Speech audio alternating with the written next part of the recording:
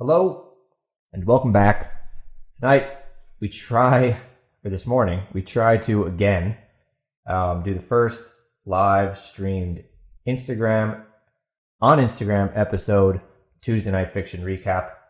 Tonight we're going to be recapping Chapter 5. Last night I tried to do this for the first time, and due to some technical difficulties, it did not work out, including a neighbor's dog who is a psychopath. And when I say a psychopath, I mean this dog can't even look at you without barking like I've never heard anything bark before. And the first lesson of the day on my end is, if you have a small dog, get rid of it. Nobody wants to be around your small dog. Your small dog doesn't even want to be around anyone else. As a matter of fact, it's miserable. It's living a miserable existence. I don't know if it's supposed to be out in the wild or what, but small dogs suck and are just not worth having. So keep it inside or don't keep it at all. Anyway, so that is where I'm at there with the live streamed episodes. What I'm going to do is obviously the comments can be flowing in. What I decided I'm going to do, because it's a little hard to read and respond to them while I'm talking about the stuff I'm usually talking about, especially because comment sections on any video are usually kind of a mess. So I'm going to talk through the normal stuff, recap the episode, talk through some things that I want to talk about, and then at the end, I will be responding to all the comments. One more time, at the end, I'll be responding to all the comments. That segment will be the Civil Gang roll call. So I'll call on my people and see what you have to say. I'll answer questions or just respond if you want to type nonsense, which tends to be what people do a lot of the time, which is fine, I'm all for having a good time, and I'll get into that a little bit today, why it's good to just have a blast and not be miserable.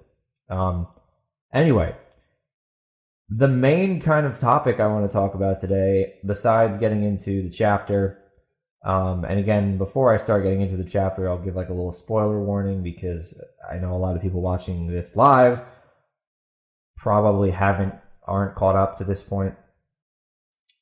Again, where we're at is Book 2, Chapter 5. We just finished Chapter 5. That chapter is titled Cartomancy. But what I want to talk about today is NaNoWriMo writing Book 5 and what it means as you progress to this point in something that you're pursuing, because that's something that I've talked to a lot of people about, been really interested in. And especially because I just kind of got out of a conversation the other day with a friend who really took a pretty big first step from being a full-time, just full-time, just focused on that, not really doing much else, having a passion that he pursues on the side a little bit, but kind of just for his own sake, realizing that the full-time thing wasn't fulfilling him, and then deciding to make a pretty big move, honestly, back home to his home city, and taking up a job in that thing on the side. He really is into beer, so he's taking up a job part-time at a brewery, I think as a bartender on the side. And that's awesome, right? And that's the first step for sometimes that you have to take. For me, it was just stop critiquing TV shows angrily and start writing yourself. Stop judging other people for sucking, and instead don't do stuff to not suck, right? So I started writing books because I didn't know how to start writing TV shows. At the time, there was no pressure, there was no anything. It was just writing in silence. And it was for a while. Even after I finished the first book, when you're writing a series and that's the first thing you write, nobody knows who you are still. So it's hard to give that person the time of day. There's so many books out there. There's so many authors out there. I know because a lot of them follow me and I follow them. And a lot of people are just doing it in silence, and it's hard at first if your goal is just readership, right? For me, I mean, obviously you want people to read, but for me, I also like I said, I just wanted to kind of get through writing 5 books and prove to myself that I could do it. At the time of book 1 and book 2, I was again, there was no external like pressure to succeed, to write like the greatest book you could write, because other than yourself, right? And you didn't have to impress anyone other than yourself. It wasn't about that. It was just about writing the story you want to write. But now that I'm up to book 5 and I've gotten a decent following for the first 4 books in the series, and got another 5-star review yesterday for book 4. So as you saw on my Instagram story, I'm celebrating right now. Every single review is just honoring and humbling. I'm so happy that people are enjoying the series as much as I enjoyed writing it. And getting to this point, again, the character development has been the biggest thing. That's what actually the review called out, was how much the characters have grown since the beginning. And shout out to Read and Reviews for that. Shout out to Read and Reviews for all the support from the beginning. Again, when people give you the time of day, and they don't really have any reason to try for the first time, it's just like you can't show them enough appreciation. And that's why I don't know why anyone would start reading my books, but it just is awesome. It's just so nice and so awesome. And to go on and review after that, I'm just very thankful. So, but anyway, because that builds up, because you start to get some people who are actually invested, who are hanging on your every word, there starts to be almost a pressure to live up to their expectations, especially in a series, because from book to book they're going through it. And what I realized even pretty early on is that the ending, to a lot of people, it's the most important part, but it also ends up being the least important. Because, for example, like on Breaking Bad, when I was watching Breaking Bad, what I remember about Breaking Bad, really, honestly, I remember the last season the least. And it had a fantastic last season. The finale was awesome. I thought pretty much every part of Breaking Bad was awesome. But the things that I remember about Breaking Bad are like Gus, season 4 in particular. Because really, that's where the climax happens, right? The introduction, when he's running from the cops, or he thinks he's running from the cops. The exploding meth, those smart scenes that like really bring you into the show and bring you into the story, are the things that I remember the most. And so people, they want to know if the hero makes it, right? They want to know if the good guys win and everything ends how you want it to end. But in the back of your mind, once you get there, you know you're done. You know it's over, and that sucks when it's over, right? And I'm not advocating like sequels after an intended finale. I am strongly against that, but it's a sad day when those things end, right? It's a sad day when the thing that you were so invested in, that you love so much, ends, especially because good things like that don't come around all the time. And that's become incredibly obvious after Breaking Bad. I mean, there have been so many series I've watched since then. I don't even watch series much anymore, to be honest. I was so into TV series for the longest time. And I feel like Breaking Bad came out, and then everyone was like, oh, we gotta bank on this TV series and the next big thing. We gotta bank on this. Like Netflix and HBO, HBO already had series, but they all were like kind of more, it seemed like more rapidly coming out with more new shows with bigger budgets. and it just didn't work. You know, HBO for a while I thought was the best one. I thought HBO was just awesome, and they were doing so good for a while. And they would come out with Westworld and big shows like obviously Game of Thrones. And for them to, like, with Game of Thrones in particular, and then also Westworld, like most shows on HBO made it one season, honestly. One season, and then sucked in season 2. That's Westworld, that's True Detective. True Detective in particular. I mean, really both of them. I mean, the second seasons of both of those shows are just, they make no sense at all. And I would have people who would be like, yeah, they weren't great, but no, they make no sense. Like, the endings make no sense. You need to be, I mean, I guess you have to be the writer of those shows to really, like, have any comprehension of what happened. I mean, I literally don't know what happened I don't know what the plot was to True Detective season 2. I don't know what the plot was to Westworld season 2. I couldn't name it back after I watched it. I literally just didn't know. So a lot of the times you really have to appreciate when you find something you really like. And as a writer, you know, it's just the added pressure. Like once you get to the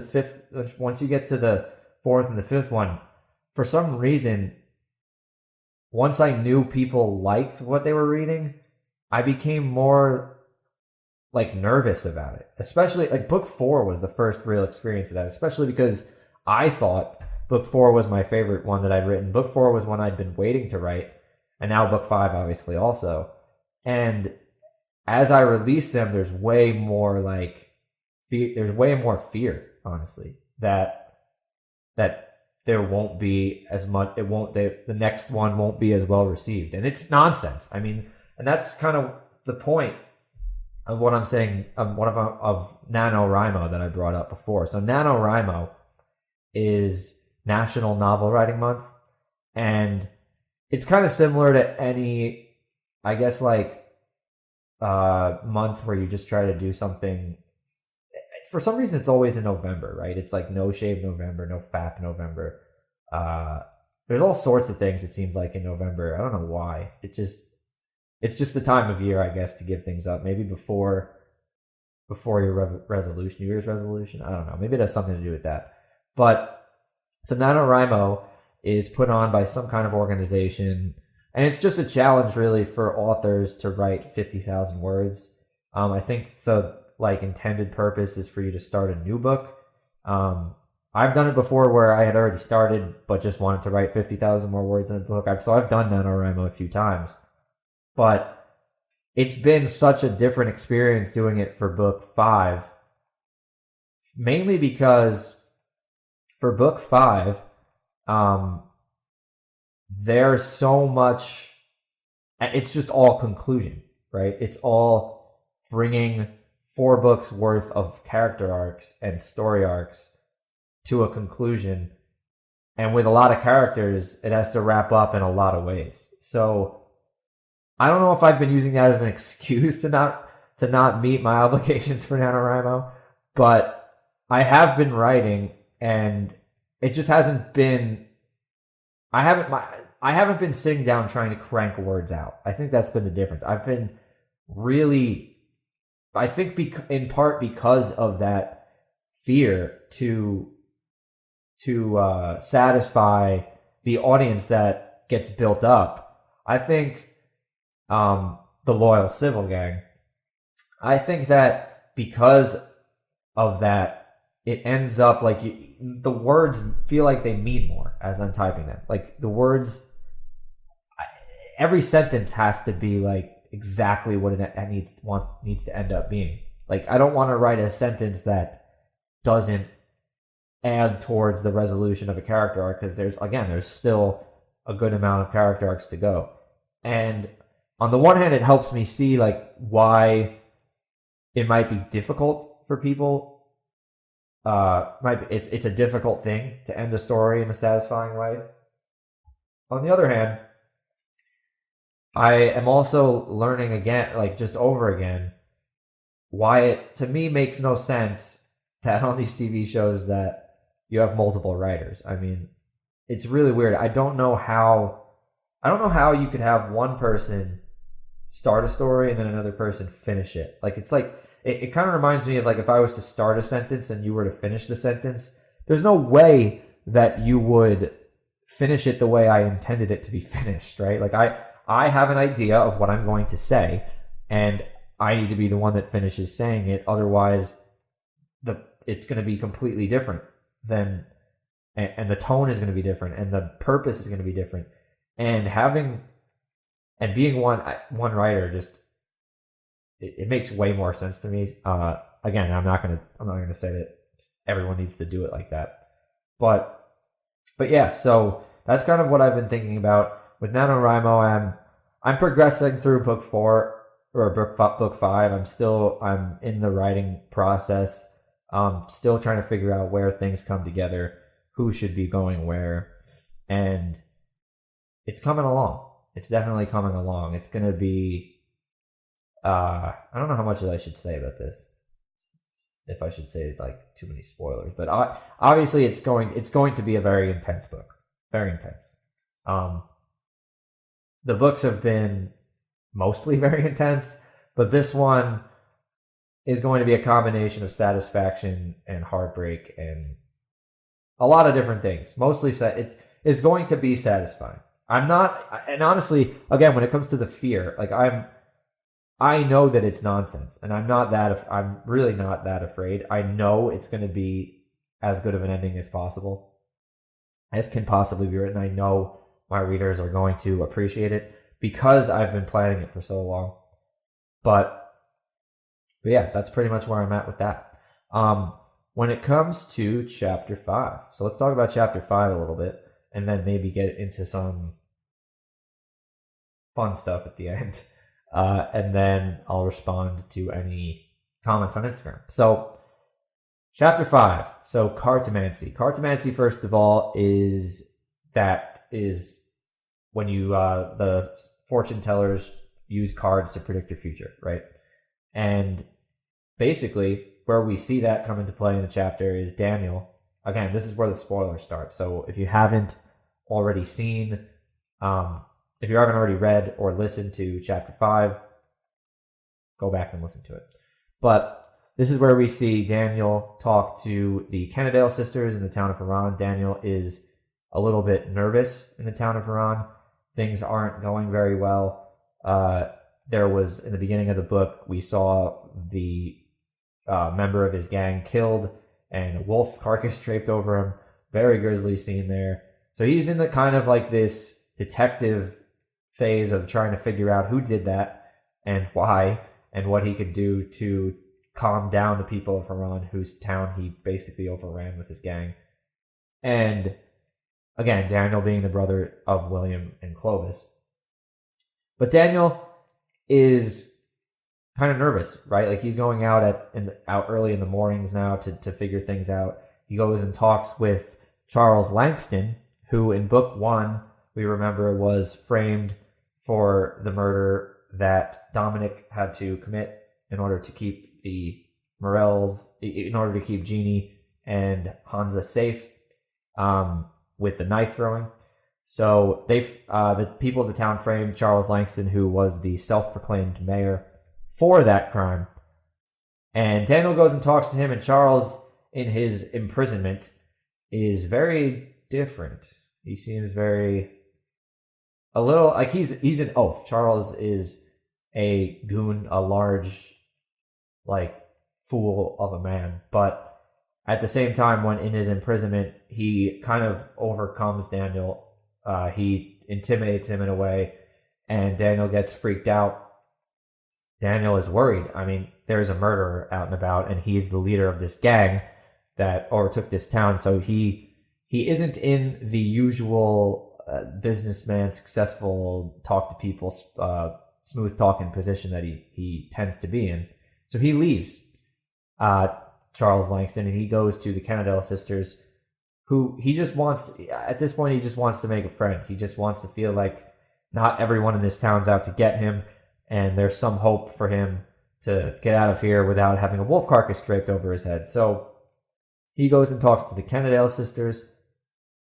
They basically what he asks them for, because he just needs a sign at this point. He's freaking out. He just needs some kind of advice or, like I said, friendship or something. So he goes and he asks them to read his future. And they do. They tell him a couple things. They tell him about something that comes from behind. They tell him to look up to the sky. And as we can see, Daniel kind of walks away at the end, realizing that he needs to do something. He decides that he's going to address the people of Haran.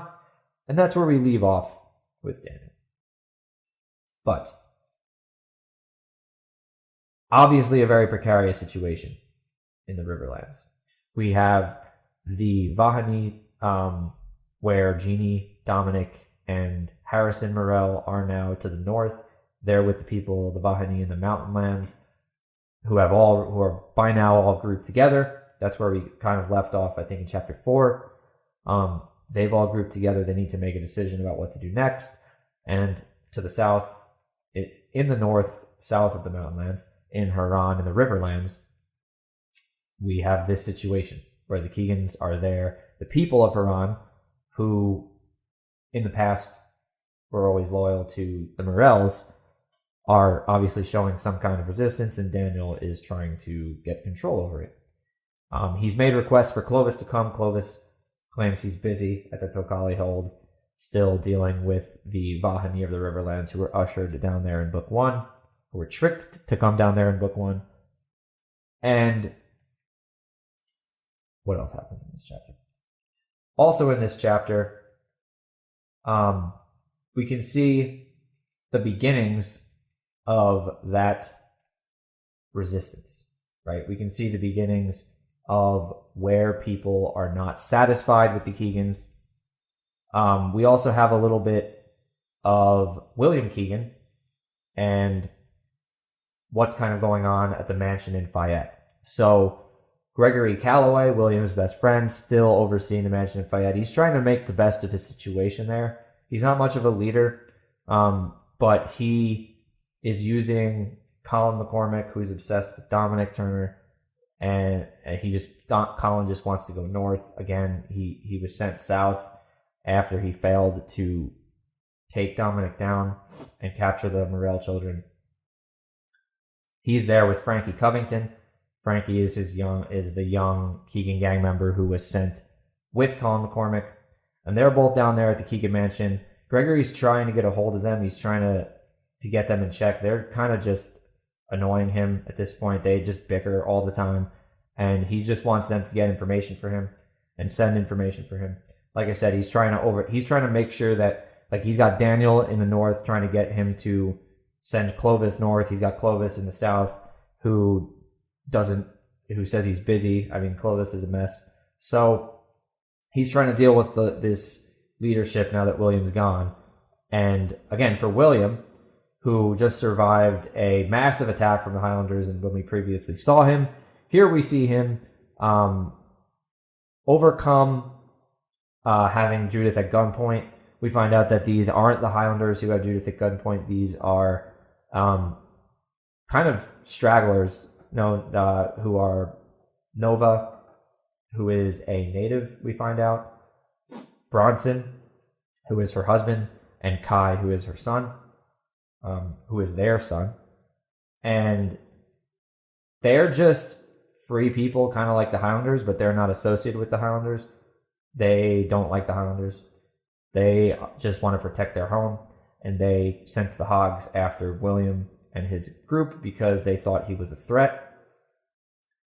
Obviously, we find out that Nova and Kai controlled the Hogs to attack, as we know the Tokali can do. And they say that they're not associated with any clan. So that's what we see kind of here so far. But Bronson and Nova agree to see William through at his promise to get them more Hogs, and also he claims that he will keep them. He will free Prayer's Passage of the Highlanders. Nova doesn't believe him. Bronson doesn't believe him. They say that it can't be tamed. we'll see where that goes. But the promise is made, and they continue on to Dorshire, the port at Dorshire, where they will cross the Charisma River and go to New Berkeley to confront his dad. And that's kind of where we leave off. Book 2, obviously, as we can see so far, a little less of an adventure book. I mean, in some ways it is, right? Like William Keegan is going on an adventure here. In the case of most of the other characters, though, who were on an adventure before, they're not, right? They're figuring out what's going on in the places that they're in. But William Keegan, for him, it's an adventure book, and it obviously got pretty wild last time. But a lot is happening. I don't know how much else I could talk about here. I'm trying to think if there's any Easter eggs or anything. I don't think there is very much yet, but a lot is coming, as people have found out. A lot is coming. It's a rocket ride to the end in book 2.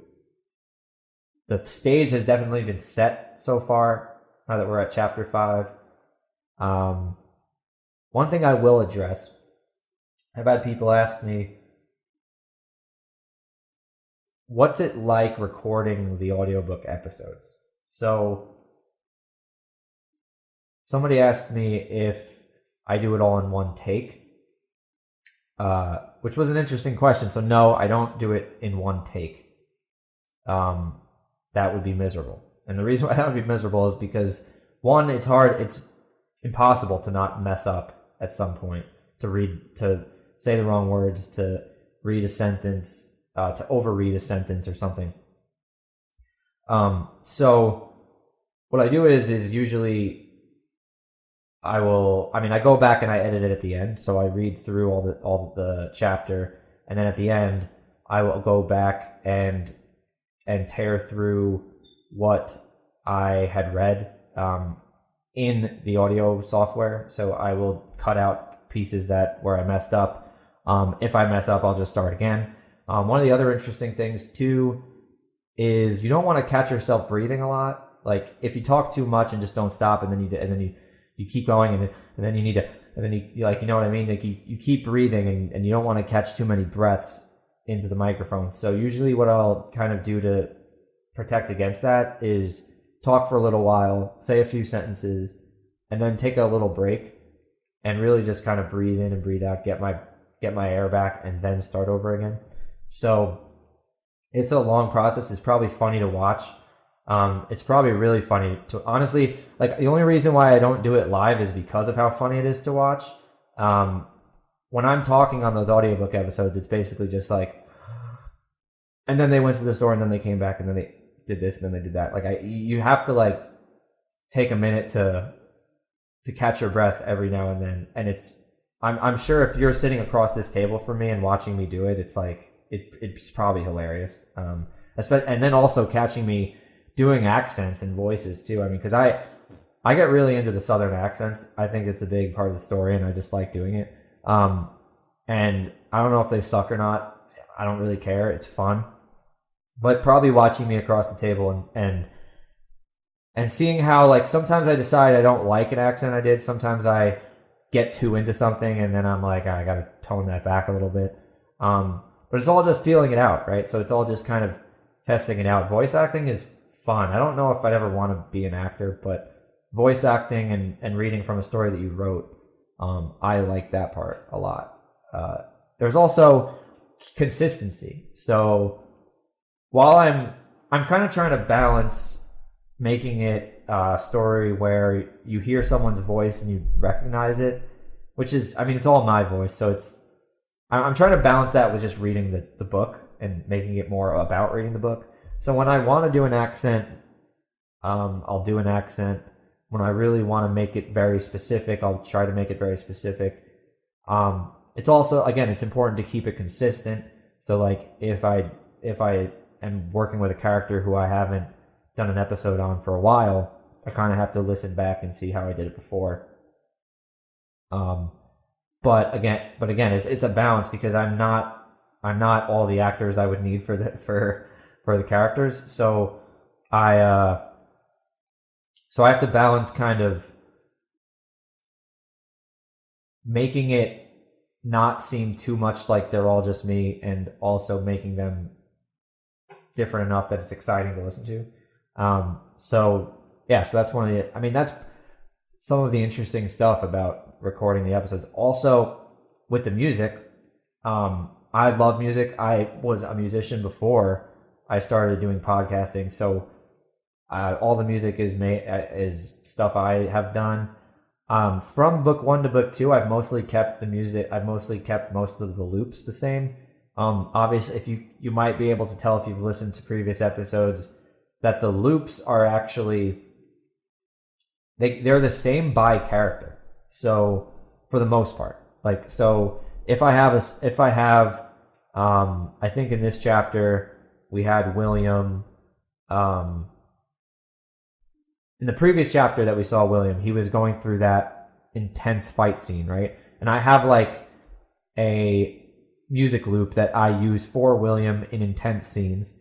And then his other loop, like once that scene ends, once Judith is released and comes back to him, she's like a big part of his story. Obviously, she's his wife, and they're very much just falling in love as the story goes on. And when she's released by the guy who's holding her hostage, she runs back into his arms. The music changes, and it goes back to like the more gentle song that I actually titled Judith, which I use for him when it's just kind of like a normal scene when they're kind of going through stuff together. So that's some of the interesting stuff about the music. Okay, we're up to the 30-minute mark, so I'm gonna get into something fun that I just want to riff about.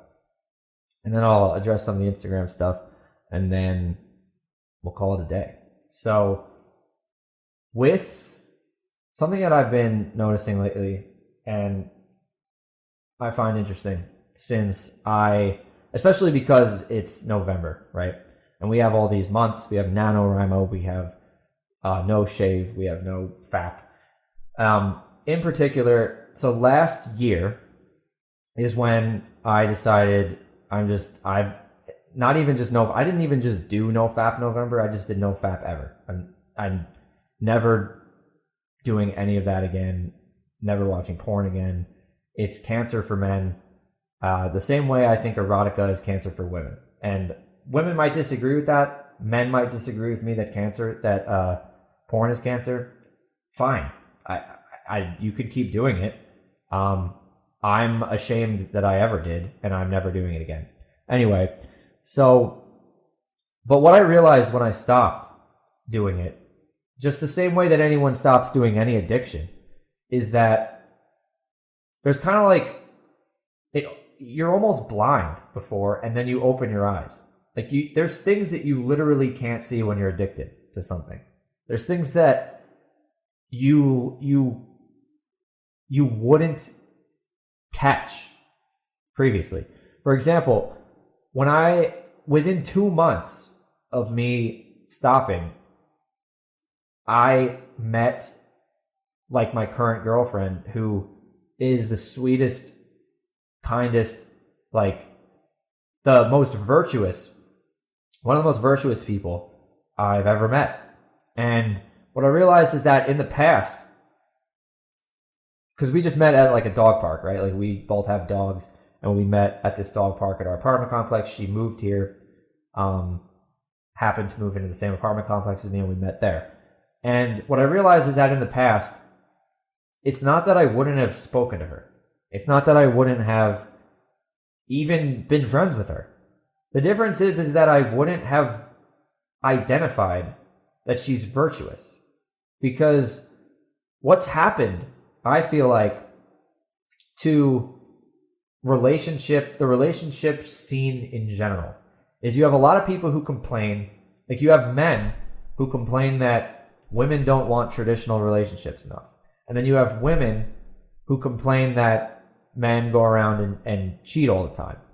And, or that they're just looking to hook up, and the women want to hook up. The problem is that, any good relationship is composed of two things. Attractiveness is one. You can't deny that attractiveness is one. I mean, it's like, if you're not attracted to your partner, then there's nothing, there's nothing there. There can't be romance without attraction. So it's an undeniable part, but it is a lesser part than virtue. And virtue is the thing that everyone thinks they have immediately. It's the thing that everyone thinks they're born with. It's the thing that's hardest to build, and it's the thing that you have to build. You don't just have virtue, right? Before I decided to stop, like, cold turkey, no fap, no lying, no at all. And I mean no lying at all. I mean, like, white lies, nothing. Like, and not just to significant others, but just to my friends, to no one, to myself, no lies, not doing, no addictive behavior. Before you do that, I mean, it's difficult to say that you have virtue, that you can give to a partner the way that you need to. So there needs to be both attraction to appearance and attraction to virtue. And for some reason, the latter part of that equation has just fallen out. Like, people don't look for it anymore. And I think that probably has something to do with porn. I'm not going to lie. Like, I think that has a big thing to do with it. Especially because I heard some study that like 90% of men at this point, like, either watch or have watched it. I mean, it's like, you got to stop, you know? It's not okay. It's the same thing with, like, weed. I mean, you know, if you like smoking weed, fine, but it's not good. Like, you can't pretend like it's good for you. That's nonsense. So anyway, but you have to come to these conclusions in order to build virtue. You know, you have to be able to tell the truth. You have to, when you know something is bad, like, just don't do it, right? How can you give good if you do bad? You know, if you do what you know is bad. Like maybe you don't think that these things are a problem. And that's fine. If you don't think that they're a problem and you're doing them, it's not, I guess it's not a big problem that you're doing them. But if you know that you have a bad habit and that you shouldn't be doing it, or that it's not good for you, if you know that, then you're lying to yourself. So what I've realized is that both parts of those things, it's just interesting because a lot of people will look at what I just said. They'll look at what I just said and say, yeah, people don't look at virtue. They're just shallow. And it's like, that's not true. That isn't true. Most people, in some way, people are shallow. In some tiny little way, people are, they want to be, but again, it's also okay. It's necessary to be with someone you're attracted to. If you're not attracted to the person for whatever reason, whether it's virtue or appearance, like, you can't give them what they deserve. You know, you're not going to treat a woman like she's beautiful if you don't think it. So you have to be honest about that. But that also can't be the only thing you look at, right? Once that bar is one bar, and once that bar is crossed, you have to be honest about the rest of it. Like, if the beauty is there and the virtue isn't, it's just as not going to work as if the other way around. So again, it's not about being shallow. People aren't just shallow, and it's not worth it to judge them like that and assume that they are shallow. But what it does come down to is that virtue is something you have to build, right? Like I said, you have to, as a man, build up the ability to protect people, right? Like, that's like there's a reason why most people, like, work out, or not even just work out, but keep themselves healthy, right? Like, you have to be able to convince a partner that you endorse a healthy lifestyle, that you live a healthy lifestyle, that you're not going to have all sorts of diseases and stuff and disappear on them early, right? So that's part of it. You have to build the ability to be honest. Because there's no relationship without being honest. You have to build the ability to provide, right? You have to get a good job and be able to support, or at least a good enough one, right? Because sometimes people think you have to make X amount of dollars. You don't have to make X amount of dollars. But you have to be able to at least support yourself in some kind of way and prove that you can do the same for other people. And so these things are virtues. And again, it's the same thing for women. It's not different for women. Like, women need to build those things up too. There are virtues in women, and I can't speak much to them. I can say that there are values that women bring to the table. I'm not a woman, right? I don't know what the goals are for a woman, but I do know what women provide, and a big part of it is care. Like, if men are going to protect and provide, they need to know that there's a place that there's a caring person they're doing it for, right? And so that's a big part of it. And there's other values too, and it's different for different people. It's different for different men. It's different for different women. But the ability to build, the ability to protect, and those virtues are so key. And for some reason, when that part falls out, that's when you end up with just the meaningless sex. Like, the people just go out and they go to a bar and they take someone home and have sex, and then they wonder why nothing comes of it. They wonder why it's hollow, because it's a waste of time. It's not a waste of time talking to different people. It's not a waste of time going out and improving your social skills. It's very valuable, actually, to figure out how to have the right conversation, right? Before I figured out how to have the right conversations with people, I wouldn't have been able to win over my current girlfriend if I didn't do that. So that's a crucial part of it. Go out to bars. Go out to bars alone sometimes. Go out to bars and talk to people you don't know. I'm more talking about like the fake sexual connection that comes of it. And then not only that, but just wondering after why the dating scene isn't what you want it to be. You can't do both. You can't have it both ways. You can't go out and have sex with everyone and then wonder why you can't find a good relationship. It's directly correlated. So you either work up those skills, you improve your skills so that you have something to bring to the table. And I mean, men and women both need to do that. Or you end up continuing to complain that everyone else is shallow. And so it's part of both. And in honor of November, I will say, hopefully you've already found a partner. Hopefully you're very happy with your partner. Hopefully you bring a lot to the table for your partner and they do for you. And if not, in honor of November, think about what I've said. Maybe be part of November. Maybe take it into consideration. Maybe extend it beyond November, because I did. And I'm telling you, my eyes are open. My eyes are so open that I know that Jeffrey Epstein did not kill himself. That motherfucker, honestly, he's probably alive. He might be alive.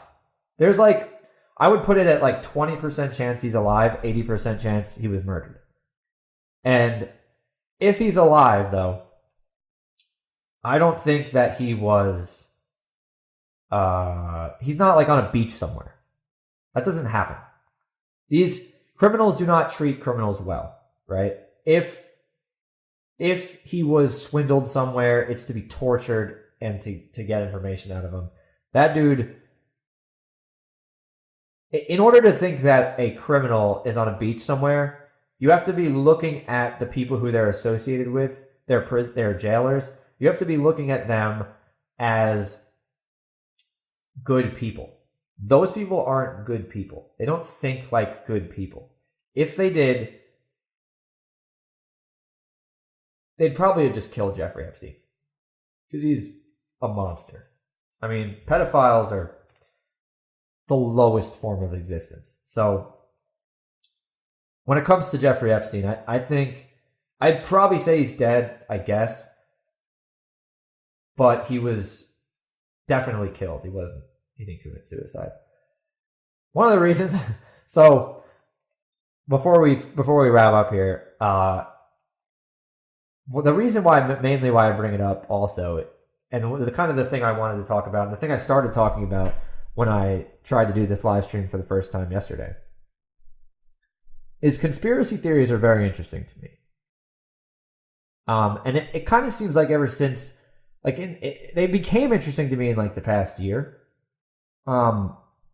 because whenever people come up with whenever you hear from people with conspiracy theories, what they end up saying, they end up making their point, right? And a lot of them are assholes. A lot of them are like, if you don't see this, you're blind. Open your eyes. It's in hiding in plain sight. And that's just like, just shut up, Just stop talking. But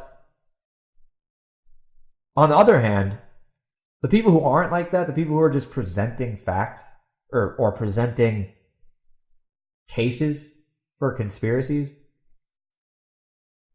they're just having a blast, They're just thinking about what's possible and questioning things. And you should always question things.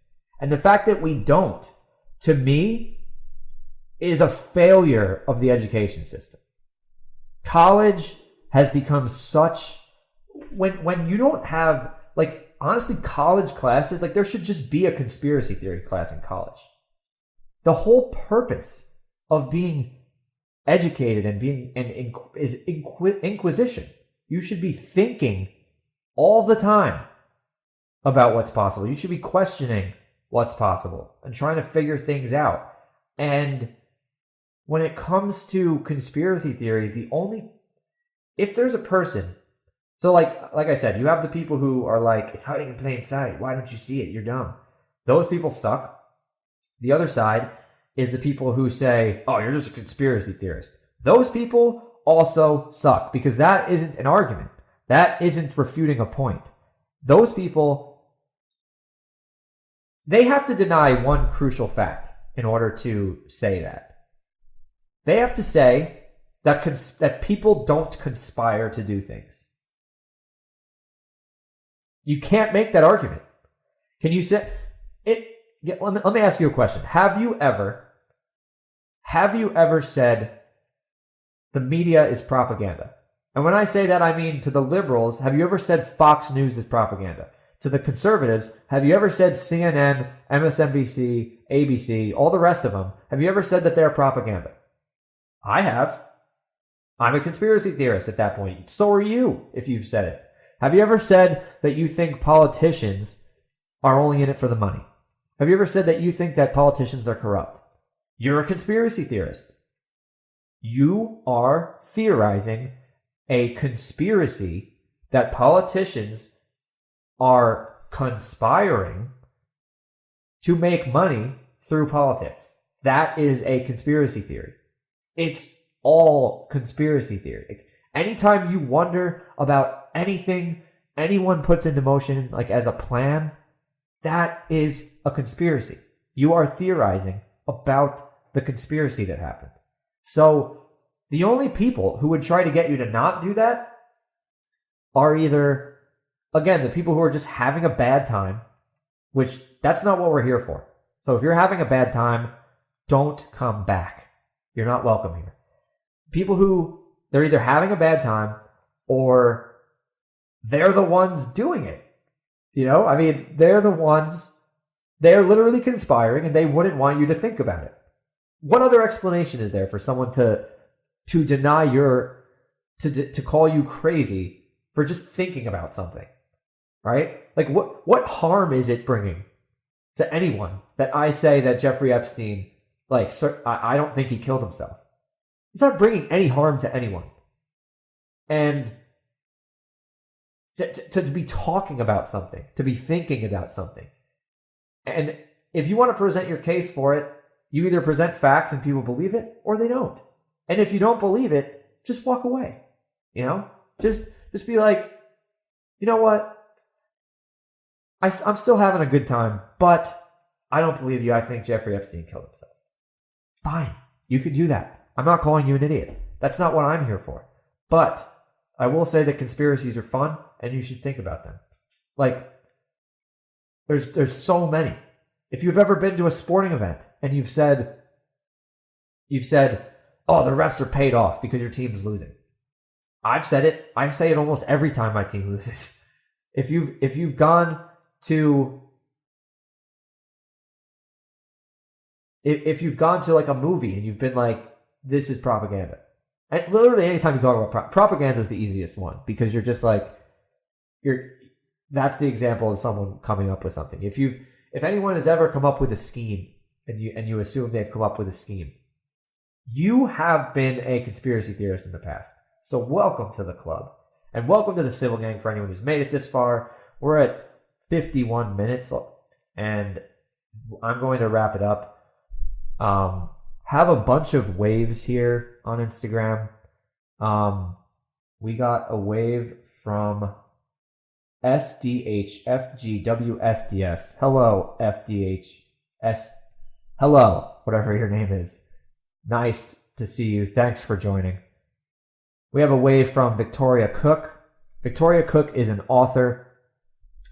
If you are interested in romance books, Victoria Cook is the one to check out. She has a bunch of romance books. And I think she's consistently in the top. She's consistently in the top 10 or something or whatever. She's fairly consistent. It seems like she's consistently ranked pretty highly on Amazon, so worth checking out if you like romance books.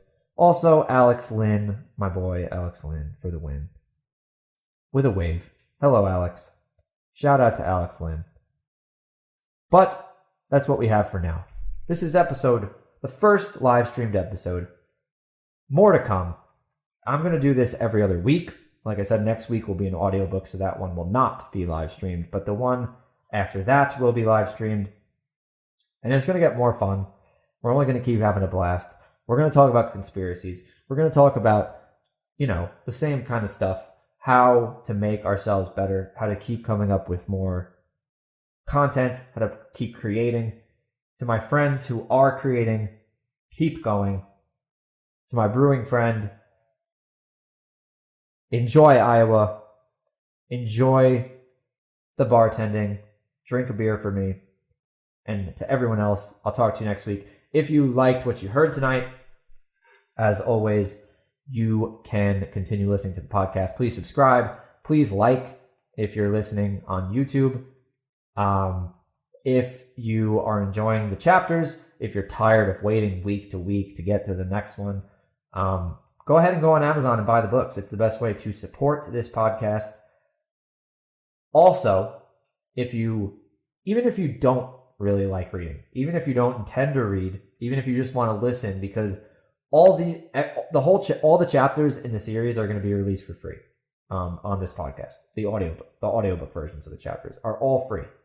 So if you just want to keep listening to the chapters because you like the way that they sound, that you like the music with the book, please still go on Amazon and buy the books. It would be a tremendous way to support, to allow me to keep going with this. And you can get them in ebook or paperback. The paperbacks obviously are much prettier. You can put them up on your shelf. Your friends will think you're a connoisseur of books, which is always good. You want to build virtue, right? Anytime if you're a man and you have a girl over, she sees 4 books on your shelf, there's that little tingle, right? It shows that you're well-read. It shows that you're knowledgeable. And especially when they're as good-looking as my book covers, it'll also kind of put her in the mood. There's some very moody colors on these books. She'll see the bear on book 1, and she'll realize that you are a man You are burly. You still believe in masculinity. So, and then she'll go through to book 2 and see a girl, and she'll be like, oh, well, he's got another side to him. And then she'll see a crow with a glowy eye in the moonlight, and she'll be like, oh, maybe he'll sing to me in the moonlight, or maybe what's with the mist? Ooh. Anyway, the books are very pretty looking. Go buy the books, especially if you're enjoying what you're hearing. Like I said, subscribe, like, share with your friends. Follow on Instagram if you're listening on the podcast. If you're listening to the podcast on a streaming service or on YouTube, my Instagram is @NBAustinBooks. This is where I'm going to be doing the live streams. So if you ever have questions, if you ever have comments, if you just want to come in and wave, then feel free to do so. And let's keep the conversation going. Because like I said, I'm going to be doing this part at the end of every week. At the end of every week, I'm going to be talking about, at the end of every episode, in the last 15 minutes, I will be talking about who joined. I'll be recapping comments, and that will follow up the episode's worth of recap. So that's it for this week. We're at the hour mark now. Thanks for joining. Hey, Noah, how you doing? You're a little late, but that's okay. I'll still wave at you. I just waved. Thanks for joining, Noah. And thanks, everyone, for joining.